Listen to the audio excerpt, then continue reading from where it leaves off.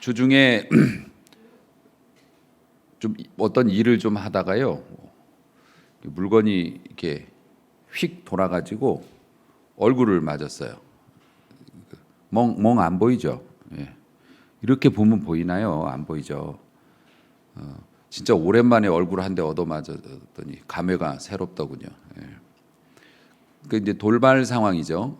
내가 생각하지 못했던 어떤 그런 상황이 발생한. 오늘 우리 권사님 다리를 절면서 오시길래 아니 왜 그러세요? 그랬더니 예배당 나오다가 이렇게 미끄러져 가지고 이렇게 싸래기 눈 와가지고 그랬잖아요. 그래서 이제 그거를 성경에서는 실족이라고 합니다. 실족. 발을 엇디뎌 가지고 미끄러지면은 뭐 몸에 무리가 가죠. 넘어지면 다치기도 하고 또 갑작스럽게 힘을 주다 보면 몸에 무리가 가서 이제 아프거나 고생하게 되기도 하고, 영적으로도 마찬가지예요. 내가 예상하지 못했던 어떤 갑작스러운 상황에서 믿음의 결정을 내리지 못하고 바른 결정을 내리지 못하고 얼떨결에 잘못된 결정을 내리게 되는 걸 또 실족이라고 해요. 그렇게 되면 영혼도 몸과 마찬가지로 여러 가지 좀 문제들이 많이 발생하죠. 우리가 실족하지 않기 위해서는 기본이 굉장히 중요하죠. 물론 길을 피해 다니는 것도 중요하지만 기초적으로 뭐 미끄러지지 않는 신발을 신는다든지 아니면 그 눈이 쌓이지 않는 길로 다닌다든지 어쨌든 그 상황에 맞는 그런 게 필요하죠. 영적으로 실족하지 않기 위해서 우리에게 가장 필요한 게 뭐냐면은 구원의 확신이에요. 가장 기본적인 문제죠. 우리가 구원받았다는 사실에 대한 확신, 그것은 하나님이 살아계심으로 연결되고 하나님이 살아계시기 때문에 내가 아무리 급하고 불리해도 나는 하나님이 기뻐하시지 않는 결정 내리지 않을 거야. 이래서 실족을 면할 수가 있게 되는 거죠. 쌓는 게 중요한 게 아니죠. 아무리 잘 많은 것을 쌓아놔도 기초가 잘못돼 가지고서 무너져 버리면 뭐 쌓은 게 무슨 의미가 있겠어요. 쌓느라고 고생만 했지. 그렇기 때문에 이 기초적인 것에 대한 것은 너무나 중요하죠. 특별히 영적인 문제에 있어서는 더 마찬가지입니다. 우리가 전도를 하면 그 전도라는 얘기도 참 오랜만에 하게 됩니다. 요즘엔 사람을 접촉하는 것 자체가 죄악시 되는 세상이라 전도하기가 쉽지가 않은데, 전도를 하면 보통 안 믿는 분들은 이제 이런 얘기를 합니다. 아이고 무슨 천국식이나 바래요.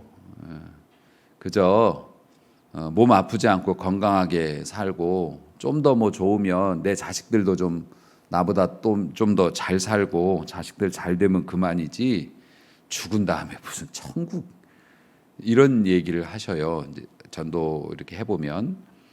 그러면서 그런 이제 마인드를 가지고 계신 거예요. 사람이 죽으면, 예수님 안 믿는 분들 같은 경우 사람이 죽으면 그냥 잠들듯이 잠들어 가지고 그냥 무의식 세계로 그냥 소멸되거나 아니면 뭐 귀신이 돼 가지고 구천을 떠돈다고, 귀신이 돼서 구천을 뭐 떠돌고 뭐 그런 거 아니겠는가? 무슨 천국식이나 뭐 바라겠는가? 근데 우리 기독교에서는 뭐라고 하냐면은 사람이 죽으면요, 우리 하나님의 나라에, 정말 좋은 하나님의 나라에 갈 수 있어요라고 이제 복음을 전하잖아요. 근데 그 사람들은 그런 것들을 받아들이지 못해요. 그런데 속셈은 이런 거예요. 아니 솔직히 말해서 믿는 사람이든 안 믿는 사람이든 죽어서 귀신이 돼서 구천을 떠도는 걸 누가 좋아하겠어요? 그걸 누가 바라겠냐고. 죽어서 그냥 잠들듯이 죽은 다음에 그냥 영원히 나라는 존재가 그냥 지워져 버리고 그냥 이 우주에서 사라져 버리는 것을 누가 좋아하겠냐고. 그러고 싶은 사람은 없어요. 말로는 그렇게 아이고 죽으면 그만이지 뭐. 아이고 뭐 죽으면 뭐 무슨 천국이야. 죽으면 아무것도 없는 거야. 이렇게 얘기하지만 사실 그걸 원하는 사람은 없죠. 끊임없이 영원한 삶을 갈망하죠, 인간은. 단지 그분들이 그렇게 말하는 이유는 소망이 없어서 그래요. 엄두가 안 나는 거죠. 방법이 없다고 생각하는 거예요. 소망이 없는 거예요. 소망이. 나에게 영원한 삶을 줄 존재가 없다고 생각해 버리기 때문에 개인의 힘으로는 뭐 어쩔 수 없는 거고, 그러니까 소망이 없어서 그렇게 체념하고 살아가시는 거예요. 그러니까 우리가 증거하는, 또 우리가 믿는 이 예수님을 통한 이 복음, 예수 그리스도를 통한 이 복음은 사실은 소망이 없는 그런 삶의 노예가 돼서 사는 거거든요. 결박돼서 살아가는 거. 그 감옥 같은, 마음의 감옥에 들어가서, 이 세상이 그렇잖아요. 마음의 감옥 속에 들어가서 소망이 없어요. 그냥 죽으면 끝이야. 죽으면 뭐 그냥 이렇게 되는 거지 뭐. 그래서 이 쇠사슬에 묶여서 하나님의 영광으로 이렇게 날개를 펴고 날아가야 되는데, 우리가 발목이 쇠사슬로 묶여 있어요. 쇠사슬로 묶여 있으니 그 쇠사슬을 어떻게 끊을 수가 있겠냐고요. 새가 쇠사슬로 묶어 놓으면 그걸 자기 자력으로 어떻게 부리로 쪼아서 쇠사슬을 끊을 수는 없지 않습니까? 그러니까 사탄이, 죄가 들어오면서 인간에게 그런 거짓된 관념을 심어놨어요. 죄악이 우리 인간에게 뿌리 깊게. 하나님이 어디 있어? 죽으면 끝이야. 이렇게 생각을 한다. 만약 불교에서 말하는 것처럼이라도 죽어서 인과 보응, 내가 했던 것에 대해서 보응을 받게 될 것이다. 뭐 너 나쁘게 살면 나중에 막 엄청나게 고생할 거야. 그런 분들은 고생을 면하려고라도 선한 일을 행하고 뭐라도 하죠. 하지만 영원한 천국에 대한, 하나님이 만들어 놓으신 영원한 천국에 대한 소망이 없기 때문에 불교 신자들이나 이런 분들은 어떤 개념을 도입했냐면 윤회, 계속 돌고 돈다. 기독교의 역사관은 직선이에요. 불교의 역사관은 원형입니다. 그래서 불교는 계속 빙빙 돌아. 너 잘못하면 소로 태어난다. 너 잘못하면 뭐 벌레로 태어난다. 거기서 열심히, 벌레가 뭘 열심히 할 수 있을까 모르겠는데, 열심히 뭐 또 덕을 쌓으면은 사람으로 태어날 수도 있으니까 열심히 해봐. 불교는 그래요. 소망이 없는 거예요. 우리는요, 한 번 정하신 것은 하나님의 뜻이 있고 인생은 한 번뿐이고, 그 인생의 끝이 나면 하나님이 예비하신 영원한 나라에서 하나님과 함께 영원한 삶을 산다. 그러니까 뒤돌아보지 말자. 앞을 향해서 달려가서 우리 하나님이 주신 그 나라에 갈 때까지. 우리 기독교의 역사관은 직선이란 말이에요. 왜냐하면 우리는 소망이 있기 때문에 한 번이면 돼. 한 번이면 돼요. 그러나 우리 인간들이 만들어낸 생각들은 결정적인 소망이 없는 거예요. 그렇기 때문에 계속 반복, 다시 반복, 이렇게 살아갈 수밖에 없는 거죠. 인생이 그러니까 체념이죠. 체념돼서 아유 뭐 죽으면 끝인데 뭐 대충 살지, 뭐 하고 싶은 대로 하거나 살지, 뭐 한번 뭐 죽어가지고서 뭐 어디로 없어지거나 뭐 구천을 떠돌 텐데 그러고 살지 뭐. 특히 요즘에는, 옛날에는 총칼로 예수님 못 믿게 탄압했었고 무력으로 뭐 이렇게 옛날 시대에는 그랬지만, 요즘에는 드라마 같은 것들이 사람들에게 헛된 소망을 많이 품어줘요. 그래서 성경 공부 오래 해도요, 도깨비 드라마 한 편 보고 나면 행하고 없어져. 거기는 죽질 않아요. 오히려 죽으면 더 멋있어져. 왜? 뭐 여기다 뭐 칼을 꽂고 뭐 그걸 뭐 어떻게 칼 꽂고도 뭐 잘 자대. 그리고 뭐 막 요술을 부리면서 뭐 그 사람은 드라마에선 저주 받아서 그렇게 된 거라고 우리가 볼 땐 되게 부러워. 먹는 것도 고급진 것만 먹더만은. 그러니까 뭐 그렇게 해서 죽어도 또 기회가 있대요. 어디 뭐 좀 헤매다가 다시 또 되살아나고 막 그래요.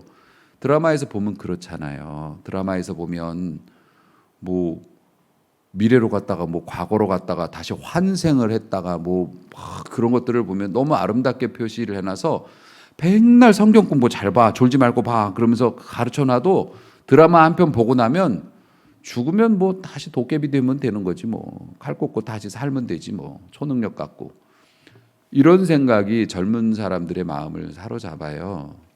그러니까 사단이 총칼로 믿음을 위협하는 것보다 더 무섭고 더 지혜롭게 사람들의 영혼을 노략질하는 게 바로 이 문화, 매체의 영향이고, 유튜브 같은 것도 마찬가지고.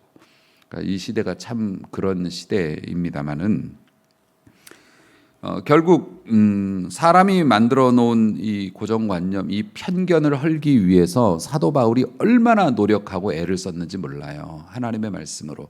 그러니까 하도 그런 것과 싸우기 위해서 아주 정교한 복음의 체계가 필요했고, 사도 바울이 또 이게 머리가 좋았잖아요.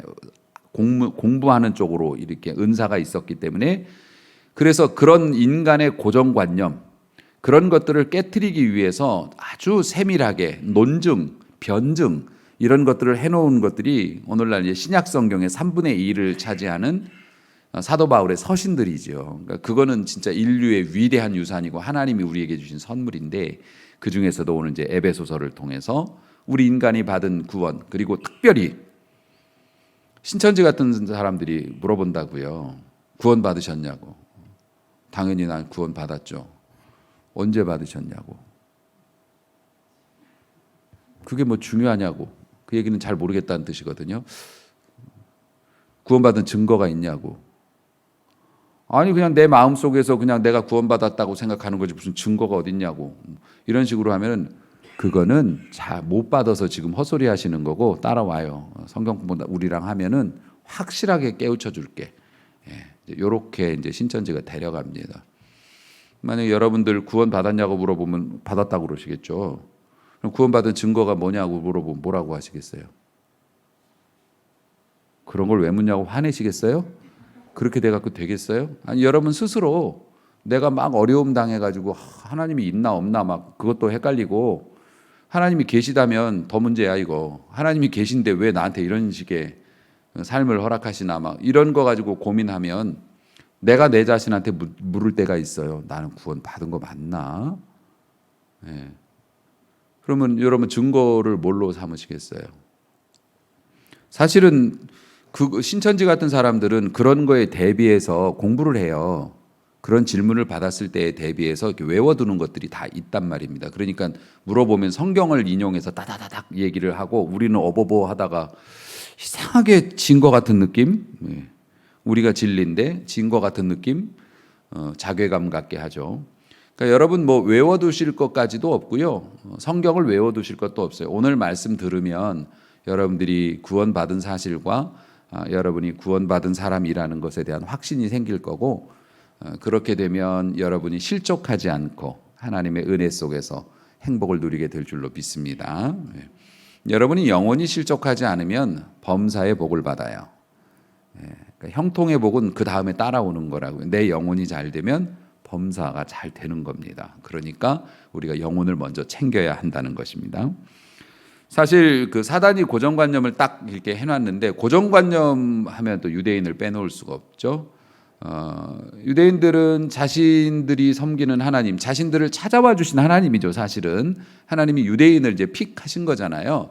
선택을 하셨는데 자기들을 찾아와 주신 하나님, 그것은 자기들만의 하나님이라고 생각을 한 게 있었죠. 지금도 마찬가지지만. 그래서 사도 바울이 복음을 증거할 때는 유대인과 이방인의 경계가 매우 뚜렷했어요. 굉장히 뚜렷했습니다. 그래서 유대인들은 뭡니까? 이방인을 향해서 하나님께 버림받은 인종들, 인생들, 좀 더 심하게 말하면 지옥에 뜨거운 불이 필요할 때 불쏘시개로 쓰여질 인간들, 그런 식으로 유대인들은 표현했고, 일반 이제 유대인이 아닌 사람들은 웃기고 있네, 잘난 척하고 있어, 조그만 나라 아무것도 아닌 것들이, 이러면서 이제 무시하고 뭐 그랬어요. 이렇게 살아왔죠.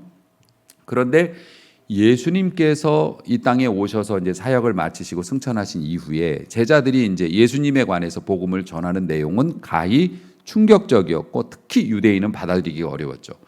왜냐하면 하나님은 유대인만의 하나님이 아니라 모든 민족의 하나님이다. 모든 세상에 있는 모든 사람이 다 하나님의 자녀가 될 수 있다라고 얘기를 하니까 유대인의 입장에서는 엄청 싫었죠.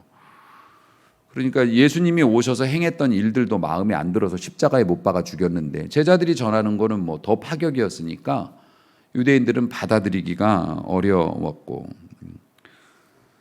그래서 사실 예수님의 사역이라고 하는 것이 구약 시대에는 유대인으로 한정되어 있던 복음의 범위를 예수님이 오셔서 사역하시고 그 제자들이 예수님의 사역의 의미를 전달하고 나서부터는 온 세상 사람들이 하나님의 자녀로 구원받을 수 있는 길이 열린 거니까 굉장히 파격적이었던 거죠. 유대인과 이방인을 동일하게 만들어주는 거. 이거 가지고 사실 초대교회 때까지도 갈등이 많았어요. 성령 충만을 받아가지고서 초대교회가 예루살렘에서 왕성하게 이루어졌어요. 예수님 믿는 사람들이 막 몇만 명씩 이렇게 생기고 그럴 때에도 사실 이방인들에게 복음을 전하는 것에 대해서 예수님의 12 제자들조차도 거부감을 가졌다고요. 거부감을 가졌는데 성령께서 바울을 통해서 역사하신 거, 베드로에게 보여주신 환상 이런 것으로 자꾸 깨우쳐 주시니까 이분들도 같이 은혜 받은 사람들이니까 예루살렘에서 총회를 열어서 선교사들도 모이고 해서 예루살렘에서 회의를 열어서 12 제자들이 주축이 돼서 우리 하나님께서 이방인들에게도 복음을 주시고 구원의 길을 열어주신 것을 우리가 부정할 수가 없다. 부정할 수가 없고 이방인들에게도 복음이 전해지고 복음이 전해지면 그들도 믿으면 구원받는 것으로 우리가 인정한다. 다만 이방인들과 우리가 예루살렘 공회 결정이 그랬죠. 이방인들과 우리가 생활 풍습이 너무 다르니까 그렇잖아요. 유대인들은 또 율법을 지키고 이런 게 있어서 돼지고기 안 먹고 뭐 이런 거 있지 않습니까? 그러니까 뭐 이방인들이야 원래 그런 거 좋아하고 그러니까 그것까지 먹지 말라고는 못하겠지만 짐승을 핏째 먹는 거나 잔인하게 뭐 이렇게 먹는 거 우리나라 옛날 개 잡아 먹듯이 뭐 이제 이런 것들 목매달아 죽여서 뭐 그렇게 먹고 이런 것들만 서로 간에 좀 이렇게 조심해 주는 걸로 하고 그들의 풍습은 그들의 풍습대로 지키도록 하되 어쨌든 구원이 세상의 모든 사람에게 있는 것을 우리가 인정한다. 성령께서 이제 강권하셔서 그렇게 인정할 수밖에 없었고 그 이후로 이제 복음이 쫙 퍼져 나가서 우리에게까지 이르게 된 거죠. 사실 우리는 여러분들은 이제 성도라고 부릅니다. 성도라고 부르는 것이 뭐냐면은 천국의 거주민이라고 하는 거예요. 요즘 아파트들 들어가면 다 차단기가 있습니다. 다 차단기가 있어서 신원 확인이 이제 안 되면은 들어가기가 어렵죠. 어렵고 그리고 이렇게 아파트 중에 보면은 제가 특이하게 본 것 중에 하나가 그 입주민만 들어갈 수 있는 정문, 그 후문이나 뭐 이런 어떤 분들은 어떤 아파트 같은 경우에는 방문자는 그 문으로 들어올 수 없어. 뭐 다른 쪽으로 이렇게 돌아서 들어오라고 하는 그런 아파트들이 있지요. 그러니까 그 입주민은 그냥 편한 문으로 들어가면 자동으로 이렇게 열리죠. 차가 등록이 돼 갖고 뭐 아파트 안 사시나 왜 그런 눈으로 저를 보시나 이렇게 열리고 방문자는 왔다가도 여기는 방문자가 들어오는 곳이 아니야. 그러면 삥 돌아서 방문자가 들어갈 수 있는 그 문으로 가서 신원 확인하고 목적지 확인하고 그리고 이제 통과하면 이제 그때서 열리게 되죠. 그러니까 성도라고 하는 거는 성도라고 하는 이름이 정말로 여러분이 그게 맞는 이름이라면 여러분은 천국의 입주민 자격이 벌써 주어진 거예요. 지금 세상 살고 있어도 천국 입주민이요. 그러니까 우리가 아파트에 살고 있는데 밖에 나가서 일을 보다가 아니면 뭐 여행을 하다가 여러분이 아파트에 왔어요. 여러분의 집에. 그럼 문 열려요? 안 열려요? 당연히 열리죠. 몇 동 몇 호니까 열리죠. 그러니까 우리가 이 땅에 살고 있지만 이미 천국 출입문은 여러분이 그 앞에 도달하면 어떻게 됩니까? 열리게 되어 있다는 거예요. 그게 성도라는 거예요. 아멘. 성도가 아니면 아파트는 뒤로 돌아가는 문이라도 있지만 천국은 그런 문이 없어요. 오직 내가 길이요 진리요 생명이니 나로 말미암지 않고는 아버지께로 올 자가 없다. 누가 그러셨어요? 예수님. 예수님이 딱 천국에 들어가는 문은 오직 하나. 돌아가는 문도 없어. 뒷문도 없어. 그러니까 우리 성도는 뭡니까? 가면 그냥 자동으로 이미 구원받아서 천국 백성이 됐지만 아직 우리가 이 땅에서 할 일이 남아 있기 때문에 이 땅에서 하나님이 우리를 이렇게 이제 두신 상태. 이게 이제 성도라고 하는 겁니다. 그래서 바울이 에베소에게 편지를 하면서 너희 성도들이라고 이제 얘기를 하는 이유가 뭐냐면 너희는 이미 구원을 받았어라는 의미를 가지고 있고 구원을 받았는데 왜 그렇게 사십니까? 구원받은 사람은 이렇게 살아야 돼요. 구원이라는 게 이런 거니까 하면서 설명한 게 이제 오늘 에베소서의 내용이 되고 그것을 통해서 이제 우리도 성도니까 구원받은 사람의 증거가 뭔지 이런 것들도 이제 우리가 이제 공부를 하면 좀 더 당당하게 살아갈 수 있겠죠. 앞서 말씀드렸다시피 가장 중요한 게 기초니까 구원에 대한 확신. 자, 구원의 순서가 있어요. 사람이 구원받는 데는 순서가 있어. 하나는 뭐냐면 진리의 말씀을 들어야 돼요. 믿음은 들음에서 나요. 원래 이제 구원은 믿음으로 받는 거잖아요. 그런데 믿음은 들음에서 나와요. 뭘 들어야 되냐면 그 들음은 하나님의 말씀이에요. 먼저 구원받기 위해서는 하나님의 말씀을 우리가 듣게 돼요. 자이든 타이든 간에 듣게 됩니다. 그러면 그 진리의 말씀이라는 게 뭐냐? 물론 이제 성경 말씀이기는 하지만 성경 말씀이라기보다는 원리예요. 원리. 어떤 원리인가? 복음이 딱 이렇게 정해져 있어요. 오직 예수님만이 유일한 구원자이시다. 그리고 예수님의 피를 통하여서만 죄사함을 받을 수 있고 죄사함을 받아야만 하나님을 만날 수 있고 영원한 천국에 이른다. 이거예요. 그러니까 오직 예수님의 그 피를 믿어야만 하나님을 만날 수 있다. 천국에 계신 하나님을 만날 수 있고 천국 차단기가 열릴 거다. 이게 딱 복음이에요. 그런데 이렇게 복음이 간단하잖아요. 굉장히 간단하지 않습니까? 뭐 외울 것도 없어요. 이거는 오직 예수님 그리고 그 예수님을 믿어야만이 우리가 천국에 들어갈 수 있다. 이게 복음이니까. 그래서 일반 사람들이 들으면 장난하냐? 불교에 가면 최소 3,000배 정도는 해야 윗등급으로 업그레이드 할 수 있고 또 무슨 어느 정도 무슨 뭐 이렇게 하고 일반 종교에 보면은 영혼의 자유를 얻으려고 한 팔만 들고 40년 이런 거 이상한 수도를 하고 그래도 지금 경지에 도달하니 못하니 이러고 있는데 그냥 꼴랑 예수님만 믿으면은 천국 간다. 이게 다야? 그래서 로마서에서는 세상 사람들은 복음에 미련한 것, 복음을 미련한 것이라고 그랬어요. 무슨 바보 같은 논리야. 그 말도 안 돼. 그런 단순한 구조로 어떻게 인간이 영원한 삶을 누릴 수 있단 말인가. 그래서 세상은 복음을 미련한 것이라고 했는데 복음은 성경에서 보면 하나님의 지혜라고 그랬어요. 몰라서 구원 못 받는 사람 없도록. 그리고 하나님께서 가장 단순하지만 가장 명확하게 그래서 하나님의 지혜 믿는 쪽에서 보면 세상 사람들이 보면 바보 같은 소리 이렇게 돼 있는 거죠. 결국 이제 믿음의 문제인데 성경이 말하는 이제 진리를 왜 세상 사람들이 바보라고 얘기를 하냐면은 성경이 말하고 있는 이 구원에 관한 이 진리는 이렇게 설명을 할 수 있어요. 지금까지 너희가 의지하고 붙잡고 있었던 건 다 헛것이다. 이렇게 이제 왜냐하면 예수님만이 유일한 길이라고 얘기한다면 그동안 내가 훌륭한 인간이 되거나 또 편안한 삶, 영원한 삶을 위해서 노력했던 모든 것들이 다 아무것도 아니라는 거예요. 너희들이 의지하고 붙잡고 있었던 것은 다 헛것이다. 우리가 의지하고 붙잡고 있는 게 뭘까요? 대표적인 걸로 물질이겠죠. 돈이겠죠. 또 하나는 명예. 난 그렇게 안 살았어. 명예. 또 우리가 아니라고 얘기하지만 또 붙잡고 의지하는 것 중에 하나가 자식들. 다른 사람들이 자식에 대한 환상이 깨져가지고 고생한다는 얘기를 그렇게 듣지만 그래도 악착같이 우리의 마음속에 있는 건 뭐냐면 내 자식은 안 그러겠지. 그래서 자식들에 대한 그 소망을 붙잡고 얘를 잘 키우면 내가 더 행복해지겠지. 내가 인생 헛산 게 아니겠지. 이런 걸 가지고 필사적으로 노력을 하고 있죠.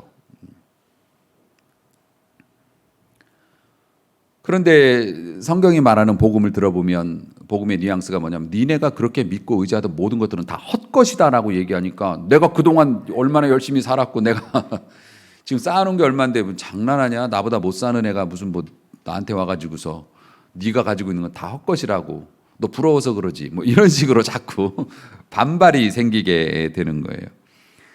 그러면서 복음이 또 얘기하는 거예요. 너희들이 지금 행복하지 않잖아. 불안하지. 아무리 돈 많은 사람도 결국엔 그렇게 죽더만은, 뭐 누구 실명을 언급할 것도 없어요. 아무리 뭐 대단한 사람도 결국 시간 지나면 다 죽더만은, 초라한 늙은이가 돼서 죽더만은. 불안하지. 그러니까 어떡하라고요? 이 인생의 불안감과 또 질병과 고통에서 구원해 주실 분은 오직 예수님밖에 없으니까 믿어라. 그런데 아시다시피 인간이 가진 죄악의 그 뿌리 본성이 있어가지고 죽으면 끝이야. 죽으면은 나는 도깨비 돼서 환생할 거야. 뭐 이러면서 안 받아들이는 거예요. 안 받아들여요. 그러니까 모든 불행의 시작이 이제 죄인데, 그 죄를 해결할 수 있는 방법은 예수님밖에 없는데, 이 예수님을 주님으로 모시면 하나님의 자녀가 되는 권세를 얻는데 그냥 안 받아들여요. 안 받아들여. 근데 성도는, 여러분은 받아들였단 말이에요. 받아들여서 성도가 됐단 말이에요. 그러면은 그것을 받아들여서 이제 우리가 구원을 받은 거지 않습니까? 그러니까 세상에는 진짜 백이 구원이 있고 가짜 구원이 있고 그래요. 진짜 백이 구원은 아시다시피 예수님 믿는 거, 예수님 믿어서 하나님의 자녀가 되는 게 이제 진짜 구원이고, 유사품이 있다. 가짜 구원이 있어요. 가짜 구원이 뭐냐면 아시다시피 우리가 의지했던 것들. 돈을 많이 가지면 너는 더 행복해질 수 있어. 뭐 가지면 행복해질 수 있어. 여러분들 갖고 싶었는데 못 가진 것들이 있죠. 예, 많죠. 잘 모르시겠으면 거울을 보세요. 예. 솔직히 자기 얼굴에 만족하는 사람이 어디 있어요. 근데 저도 갖고 싶었는데 못 가진 것들이 굉장히 많죠. 예. 아유, 이제 그만 얘기하자. 얘기하면은 자기 비하가 될 수도 있기 때문에. 그런데 그것을 가지게 되는 경우도 있어요. 내가 갖고 싶었는데 못 가진 것을 가지게 되는 경우도 있어요. 가령 우리 교회에서 한 뭐 10여 년간 뭐 대표적인 기도 제목이었던 우리 뭐 토지 매각이나 뭐 이런 것들, 또 그 전에 제가 처음 개척했던 성전도 그게 빨리 이렇게 우리가 이사 왔으니까 팔려야 되는데 3년을 비워놨다고요. 그리고 교회 자금 흐름에도 문제가 되고 계속 기도했는데, 물론 이 두 가지 모든 큰 기도 제목이 일순간에 이루어졌습니다. 아멘. 일순간에 딱 하나님께서 해결해 주셔가지고서 정말 은혜롭게 잘 마무리가 됐지만은, 우리가 그렇게 바라던 것들이 이루어지면은 완전히 행복해졌나요? 아니죠. 그때는 참 감사하고 좋았는데 금방 또 그것으로 인해서 다른 문제가 발생하고 그래요. 저 개인적인 경우에도 또 막 되게 꿈꾸고 소원했던 것들이 하나 이루어진 게 있어요. 제가 작년 후반기에서 제가 이렇게 거울을 보거나 제 자신을 이렇게 보면서 너무 살이 쪘는데, 살을 빼야 되는데, 근데 그게 빠지냐고. 빼야 되겠는데 해서 빠지면 살이 아니지. 안 빠지죠. 뭐 다이어트 신경 쓰고 뭐 체중 관리하려고 노력 안 하는 사람이 어디 있어요. 다 열심히 돈도 많이 쓰고 뭐 그렇게 하죠. 저 같은 경우에도 되게 걱정은 많이 했는데, 걱정하면 먹지를 말아야 되는데 걱정하니까 먹어. 스트레스 받으면 또 단 게 땡기거든. 그러니까 걱정은 걱정대로 가고 있고 살은 살대로 가고 있고. 그런데 하나님의 은혜로 지금 한 18kg 정도, 거의 20kg 정도 감량이 된 것 같아요. 여러분은 잘 모르시겠지만 저는 제 몸이니까 잘 알죠.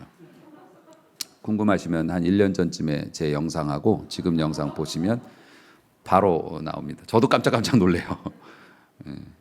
그러면은 그렇게 되면은 되게 좋죠.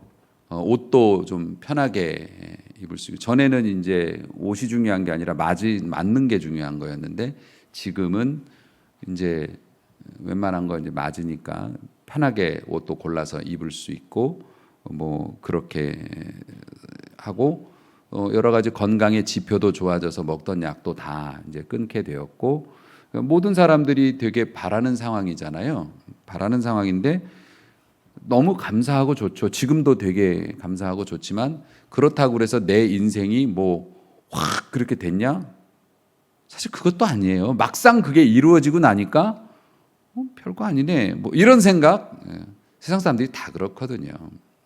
직장에 뭐 취직을 한다거나 뭐 이런 거 열망하던 거지만 딱 이루어지게 되면 결혼 그렇게 열망해서 결혼했잖아요. 모든 거를 다 감수하고 결혼했는데 여기까지 하겠다. 좋긴 한데, 좋긴 한데, 그러니까 인간이 만든 구원이에요. 결혼하면 구원인 것 같고, 살 빠지면 구원인 것 같고, 그 회사 들어가면 구원인 것 같고, 구원이라는 게 뭐냐면 평화와 안식이거든요. 구원의 의미가 평화와 안식이. 구원이라는 게 뭡니까? 차가 어디 진흙탕에 빠져갖고 못 나오면 진짜 미치는 거 아닙니까? 가야 되는데 그때 뽑아내 주는 게 구원이잖아요. 그러니까 우리가 말하는 게 이 구원이라 인간이 만든 유사 구원들이 많이 있어요.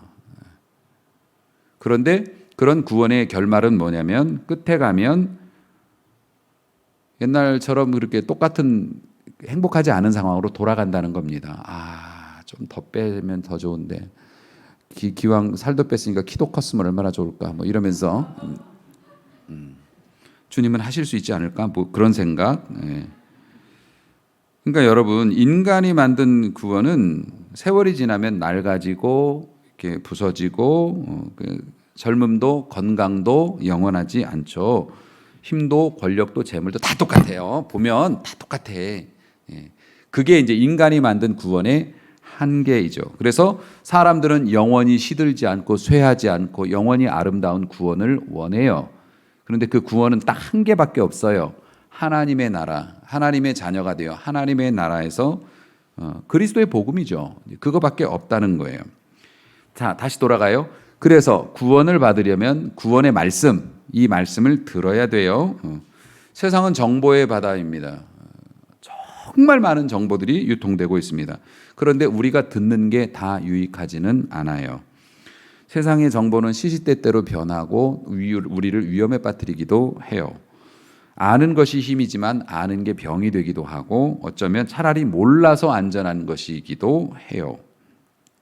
하지만 그리스도의 복음은 우리를 가장 안전한 길로 인도를 한단 말입니다. 그래서 우리는 복음을 들어야 하죠. 그래서 복음은 스스로 역사하기 때문에 우리가 전도할 때 항상 문제가 되는 게 뭐냐면 우리의 능력으로 그 사람을 설득해서 그 사람의 마음을 바꿔서 교회에 등록시켜야 된다라고 하는 이게 있어서 전도에 대한 무서움을 가지고 있어요. 하지만 전도라는 건 뭡니까? 구원을 던지는 거예요. 구원을 전파하는 거예요. 그냥 듣든지 안 듣든지 그 책임은 내가 지는 게 아니에요. 내가 지는 게 아닙니다. 우리 주님이 하시는 일이기 때문에 다만 우리는 우리의 입을 통해서 주님이 증거하시기를 원하시기 때문에 우리가 깨닫고 있는 복음을 다른 이들에게 알려는 줘야지. 알려는 줘야죠. 왜냐하면 믿음은 들음에서 나는 거라서. 들음은 그리스도의 복음이니까. 일단 알려는 주고 그 다음에 우리는 책임이 없는 거죠. 그래서 복음은 때를 얻든지 못 얻든지 일단은 전해보는 거예요. 듣게는 해줘야지. 자, 그 다음에 이제 믿었어요. 오늘 본문에도 그렇게 나옵니다만은요. 11절, 12절부터 보면, 13절 보면 그 안에서 너희도 진리의 말씀, 그 말씀, 너희의 구원의 복음을 들었어요. 그 안에서 또한 믿었어요. 믿었다고요.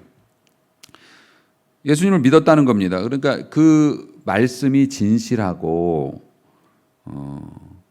그 말씀이 신뢰감이 생기면 믿지 않습니까? 신뢰감이 생기면 믿어요. 그래서 우리가 이제 예수님을 믿었단 말이에요. 그런데 신뢰감이 어디서 생겼냐면 여기가 중요한 거예요. 성령의 인치심으로. 성령이 도장을 찍었어요. 성령이 도장을 찍으니 우리가 믿게 되었다는 겁니다. 그래서 그 인을 치신다는 게 이제 도장 찍는다는 얘기인데요. 과거에는 이제 노예의 소유자를 표시하거나 아니면 뭐 귀 같은 걸 뚫고 그랬죠. 그리고 여러분들 귀 뚫으면 귀걸이하고 다 노예였던 거예요, 옛날에. 그 아시죠? 귀 뚫은 종이라는 말씀. 종이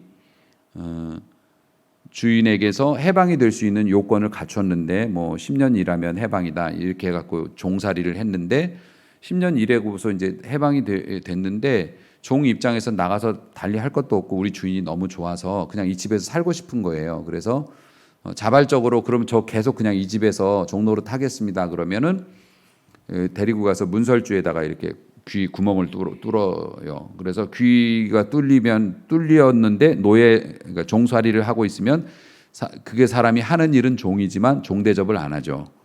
왜냐하면 스스로 종된 자이기 때문에 억지로 노예된 자가 아니라서 가족의 일원으로 대접을 해줘요. 하는 일은 이제 뭐 종들이 하는 일을 하지만은 스스로 종된 자, 우리가 이제 그런 존재들인 거예요.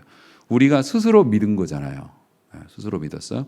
그래서 우리가 종이지만 하나님의 종이지만 우리가 스스로 믿어서 종이 된 것이기 때문에 하나님은 우리를 자녀 대접을 해주셔요. 그런데 우리가 믿었다는 게 우리가 믿은 게 아니라 하나님의 은혜로 성령께서 우리한테 도장을 가축들도 엉덩이에다 불로 이렇게 영원히 지워지지 말라고 흉터를 남기듯이 그리스도 복음을 믿을 수 있도록 성령께서 우리 마음에 도장을 찍어 주셨다는 거예요. 그래서 그 도장이 있는 사람이 하나님을 신뢰하게 되고 하나님을 신뢰하는 마음이 있는 상태에서 복음을 들으니까 오 내가 찾던 거야 그러면서 나 그럼 예수님 믿을래 그래서 성도가 된 거라고요. 그게 바로 여러분이고 에베소 성도들이라고 사도 바울이 말하고 있는 거예요. 그러면 성령이 도장을 찍었어요. 성령이 도장을 찍은 거는 어떻게 할 수 있을까? 여러분의 마음에 성령의 도장이 찍혔다는 거를 어떻게 확인할 수 있을까? 우리가 예방주사 맞은 거는 이렇게 대면 뭐 접종 완료자입니다. 옛날에는 접종 후 뭐 14일이 경과되었습니다. 이렇게 나오는데 요즘에는 백신 패스 때문에 접종 완료자와 미완료자로 구분이 돼 가지고 접종 완료한 사람이라고 뭐 그러든가 그렇게 나와요. 그러면 그건 좀 섬뜩하더라고요. 사람을 구별한 거잖아요. 완료자와 미완료자로 구별해서 불이익을 준다고. 성경에서 말하고 있는 말세의 징조 중에 짐승의 표를 받고 짐승의 표를 받지 않은 자는 매매하거나 거래하는 것을 금지시켜가지고 그게 지금 요즘에 딱 그게 나오고 있어요. 그러면 옳았구나. 이 백신이 짐승의 표였네. 그렇게 얘기하는 목사님들이 좀 계신데 저는 그런 분들은 싹 잡아서 신학교를 다시 보내야 된다고 생각을 해요. 네. 된장하고 똥은 비슷해. 그렇다고 된장을 똥이라고 하고 똥을 된장이라고 하면 그건 문제가 크죠. 특히 앞서서 복음을 전하는 자가 명백하게 말씀드릴 수 있는데 뭐 저 개인의 권유로도 충분히 얘기해. 이번 백신 패스나 뭐 이런 것들은 짐승의 표라고 말씀하시면 안 돼요. 그건 더 이상 논의할 가치도 없으니까. 그런 이렇게 사람이 구별 이렇게 되는 것들 되게 무섭죠. 근데 그런 걸로도 이제 사람을 구별할 수 있는데 우리가 구원받았다는 건 어디 QR코드 나오는 것도 아니고 그렇잖아요. 내가 구원받았다는 거 성령의 도장을 받았는데 어디다 받았냐고. 어디다 새겨놔서 입증이 안 되잖아요. 눈에 보이는 게 아니라서. 그래서 여러분이 내가 성령의 도장받은 사람인지 아닌지를 확인할 수 있는 가장 간단한 게 있어요. 가장 간단한 게. 물론 이미 여러분은 구원을 받았을 겁니다. 대부분 받으셨을 거예요. 왜냐하면은 구원을 여러분이 성령의 도장을 안 지켰다면 여러분이 복음을 받아들이지 않았을 테니까. 복음을 받아들이지 않았으면 여기 안 있겠죠, 지금. 그리고 이게 불편을 감수하고 미끄러져 가면서까지도 교회를 이렇게 나와잖아요. 원래 믿음이 없으면 미끄러지면 오늘 재수 오늘부터 내가 무슨 교회냐. 집으로 들어가자. 그거 안 가던 교회 그러는데 믿음이 있으니까 절면서라도 교회 나오시는 거잖아요. 우리 주님의 말씀이 있고 예배가 있는 곳이니까 나 가야 돼. 그 믿음이 당연히 있는 거죠. 그러면은 목사님 도대체 뭔데 그렇게 뜸을 들여 사람을 졸지도 못하게 그렇게 그러세요. 제가 그 에스겔서의 말씀을 읽어드릴게요. 에스겔 36장 26절에서 27절. 또 새 영을 너희 속에 두고, 새 영이라는 게 성령이세요. 새 영을 너희 속에, 미래에 일어날 일을 에스겔 선지자가 예언한 건데 그 미래의 일이 지금 우리가 겪고 있는 일이에요. 새 영을 너희 속에 두고 새 마음을 너희에게 주되, 새 마음을 주신대요. 새 영이 우리에게 있으면 새 마음을 우리에게 주신대요. 그래서 그 새 마음이 오면 어떻게 되냐면 너희 육신에서 굳은 마음을 제하고, 뒤꿈치 굳은 그 껍데기 있잖아요. 그런 것들을 다 제거하고 부드러운 마음을 줄 것이며, 또 내 신이 여호와의 영이죠. 성령이죠. 너희 속에 두어 내 율례를, 내가 너희에게 원하는 방식의 삶을 행하게 하리니 너희가 그때야 비로소 내 규례를 지킬 수 있을 것이다. 하나님이 우리에게 요구하신 삶을 인간의 본성과 어긋나는 거라서, 죄악된 본성이죠. 어긋나는 거라 사실 꾸준히 지키며 살기가 어려워요. 그런데 하나님께서 우리에게 성령을 주시면은, 성령이 우리에게 인을 쳐주시면 이게 가능하게 된다는 거예요. 그런데 성령이 인을 친 가장 명확한 증거가 뭐냐면 새 마음. 새 마을 말고 새 마음. 새 마음이라는 게 뭐냐면은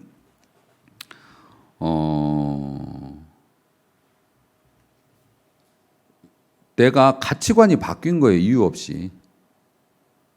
사람을 사랑하게 되는데도 사실은 이유가 있죠. 내가 바라던 모습이야, 내가 바라던 외모야, 내가 바라던 스펙이야, 뭐 이렇게 하지만 사실 사랑까지 연결되는 데는 아주 우리가 이해하기 어려운 묘한 화학적인 반응이 있고 영적인 반응이 있는 겁니다.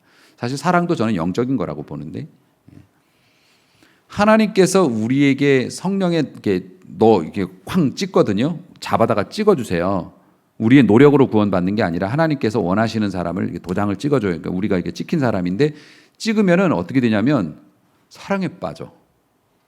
사랑에 빠지면 모든 게 관대해져요. 계산을 잘 안 하게 돼요. 그래서 바보처럼 사는데도 억울하질 않아.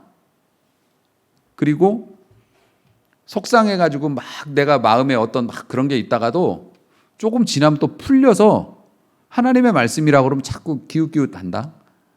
그래요. 근데 다시는 교회 안 다닐 거야. 내가 교회가 이런 곳이고 예수 믿는 사람들이 저런 사람이라면, 그러니까 왜 교회를 믿어요? 왜 사람을 믿어? 하나님을 믿어야지. 하나님을 바라봤어야지. 왜 목사님 바라보고 성도들 바라보다 다 같이 거기서 거긴데 실족하냐고요. 내가 완전하지 않으면 다른 사람도 완전할 수가 없는 거죠. 그렇게 실족했는데도 조금 지나면 새 마음이 생겨요. 상처 나면 새살 돋듯이 새 마음이 생겨. 그래서 속도 없이 다시 말씀으로 가보고, 교회에 또 가서 옛날처럼 또 신앙생활하고, 엄마들 아기 낳으면 다시는 아기 낳으면 내가 성을 간다. 그 정도로 막 극한의 고통이래요. 그런데 우리 어머니는 8을 낳았다. 그때가 되면 아기에 대한 하나님께서 또 때가 되면 그 마음을 이렇게 새 마음을 주시잖아요. 고통스러웠던 마음은 없어져 버리고 새 마음이 생겨. 그래가지고서 또 기쁨으로 감사함으로 또 주신 생명을 받아들이죠. 그런 것처럼 성령의 인침을 받은 사람은 새 마음이 생겨요. 그래서 믿는 사람이든 안 믿는 사람이든 극한의 상황이 되면 하나님 부정할 수 있어요. 솔직히 우리가 구원 받았어도 하나님을 부정할 수 있어요. 절대 구원받은 사람은 하나님을 부정하지 않아. 그건 인간의 힘을 너무 과신하는 거죠. 인간은 약해서 부정할 수 있어요. 그런데 그 부정해가지고 이제 하나님을 떠나잖아요. 떠난 다음에 그 다음에 성령의 인침을 받은 사람은 성령이 자꾸 새 마음을 주니까, 주여 죄송하지만 염치 없지만 자격 없지만 손 들고 또 나옵니다 하고 또 나와. 그런데 인침이 없는 사람은 우리보다 더 나이스하게 신앙생활하고 더 영향력 있는 그리스도인처럼 살았어도 인침이 없는 사람은 돌이키질 않아요. 돌아오지 않아요. 그래서 지옥에 있는 사람들이, 제가 늘 말씀드리죠. 지옥의 고통을 막 후라이팬으로 볶아대고 막 이러면 하나님 죄송해요, 잘못해서 살려줬어요, 그럴 것 같지만 새 마음이 없기 때문에 절대 회개하지 않아요. 이를 갈면서 하나님 저주하면서 계속 고통을 당하는 거예요. 그게 지옥이고. 그러니까 여러분, 내가 구원받았나 구원받지 않았나에 대해서 궁금하시면 나에게 새 마음이 있나를 한번 보세요. 근데 제가 볼 때는 지금 여기 계신 분들은 거의 100% 새 마음이 있으신 것 같은데, 솔직히 그동안 여러분이 겪은 거나 자이든 타이든 이런 걸로 보면 교회 떠나도 뭐 할 말 없지. 그런데 다시 또 와가지고 이렇게 있고, 또 상처받았어도 네, 다시는 기도 안 할 거야. 천만의 말씀 기도하죠. 새 마음이 있으니까. 제 아내가 늘 그렇게 아이들 야단치면서 너 다시는 내가 너한테 내가 그런 거 안 해줄 거야. 저는 콧방구 끼고 있죠. 엄마의 사랑으로 인한 새 마음이 있는데 어머니의 사랑으로 인한 새 마음이 계속 나오니까 그날은 화가 나가지고 그렇게 선언했지만 그 선언이 유효할 수가 없는 게 사랑으로 인한 새 마음이 계속 생기니까 또 해주고 또 해주고. 여러분은 새 마음이 있으신가요? 그럼요, 있으시잖아요.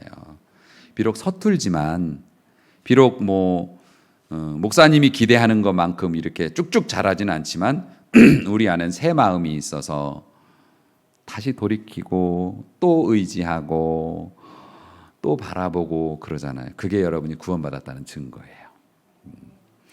사랑하는 성도 여러분, 그래서 그 새 마음을 가진 사람이 이런 노래를 지어 불렀어요.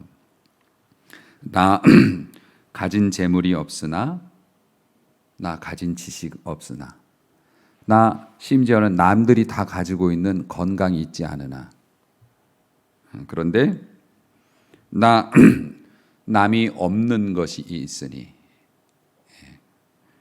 남이 못 본 것을 보았고, 남이 듣지 못한 음성을 들었고, 남이 받아보지 못했던 사랑을 받았다.